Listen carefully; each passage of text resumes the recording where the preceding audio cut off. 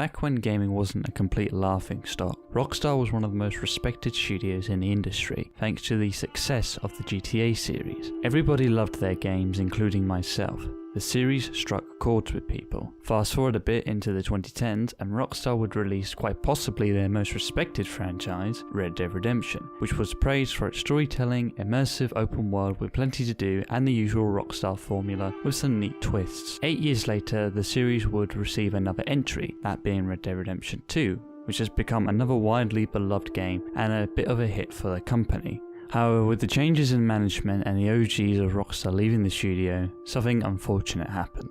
That being that Rockstar just isn't the same company anymore. This video is in response to the recent SaveRedDeadOnline movement that has been happening for the past month now. Despite a strong community banding together in order to get Rockstar's attention in an attempt to continue updating Red Dead Online, Rockstar has pretty much decided to ignore fan complaints with a recent blog post detailing things that fans did not want to hear, stating that they pretty much will recycle events with no actual plans to release new content for the game. Fans like myself are not happy with this decision. Regardless of Rockstar's focus on GTA Online, Red Dead Online is still beloved by a dedicated community of thousands that simply wish for their game to be updated. In the last year, it has become extremely apparent that Rockstar is willing to pump out unfinished games such as the ill-fated GTA Definitive Edition trilogy. With the talent they have, Rockstar should venture into new areas rather than recycling the same thing people have been playing for almost a decade, or at least go on to support their last major release, since in my opinion, the online component for Red Dead Redemption 2 is actually really fun. The response to the upcoming enhanced edition of GTA 5 proved that people want to move on to something new instead of being sold the same thing again, but Rockstar's refusal to confront criticism proves that they no longer care about supporting other games. Seeing the state of the trilogy remaster